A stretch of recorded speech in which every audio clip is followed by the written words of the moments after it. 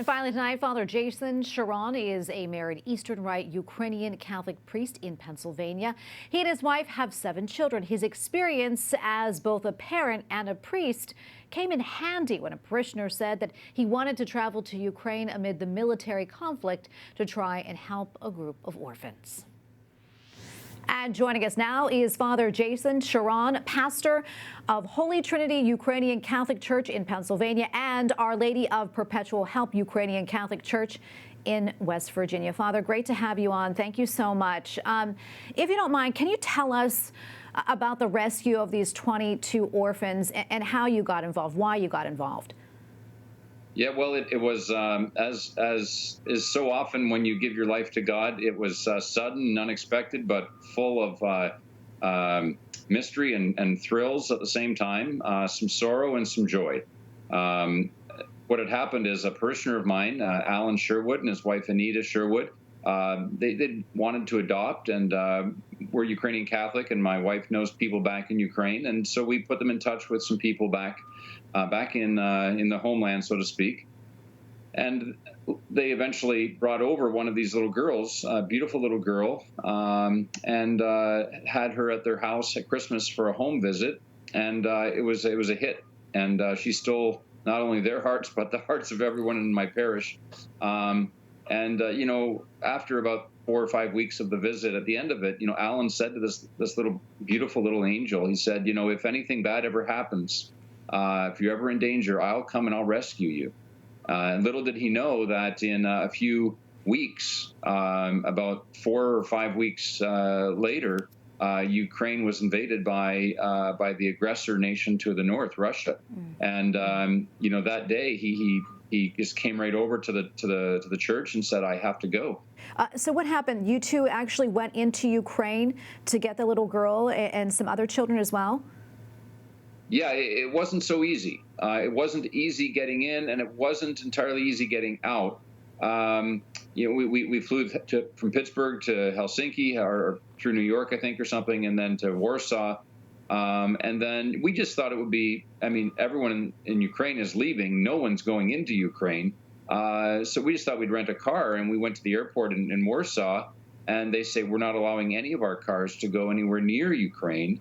And so we have to figure out how we're going to get from Warsaw, Poland, all the way down to, you know, not only to Ukraine, but into Ukraine. And we taxied it, you know, so we took a taxi all that way. I was aware that we'd be going into Ukraine. I'd entered Ukraine many, many times in my life when I lived there. But as you get close to the border, you're walking across, and you see this sea of humanity, just as far as the eye can see, of people lining up to get out and going through customs at the Polish border. You kind of get that feeling in your stomach, like, how am I ever going to get out of here? Once I cross this border, I don't know what awaits me, you know. So we crossed that border, and that was, you know, we met some great heroes in that crossing. So we did that, and then the next thing was to, I mean, sometime I could tell you about the stories just of those people we met crossing that border. But we crossed the border, and then our next objective was to rendezvous with the orphans. So we were able to get the orphans to Lithuania, and Lithuania is you know, going to try and regularize their situation. Hopefully, you know, if this war ends tomorrow, they'll be able to go back home. Wow, that is unbelievable. So where do things stand right now? You know, I'll just be truthful with you, Tracy. Is, you know, our country is a light on a hill for many nations, and it offers the promise of liberty and freedom of religion, freedom of expression, freedom of assembly, freedom of the press. But unfortunately, when it comes to doing the heavy work of getting people into this country, you can defeat the Red Army, but you can't defeat our red tape. And there's a lot of difficulty right now for people, refugees, whether they're orphans or, you know, young families, anyone, elderly, anyone.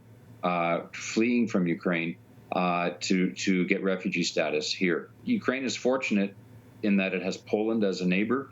Poland, Catholic Poland, people are saying that the faith is declining in Poland. It might be, but Catholic Poland is alive right now, and you can the meter of that activity and fervor is the way they treat their widows and orphans, and then we see that in the first chapter of James. That's the measure of true religion, if you take care of widows and orphans. It is a beautiful story indeed. And I know that you're in the Pittsburgh area.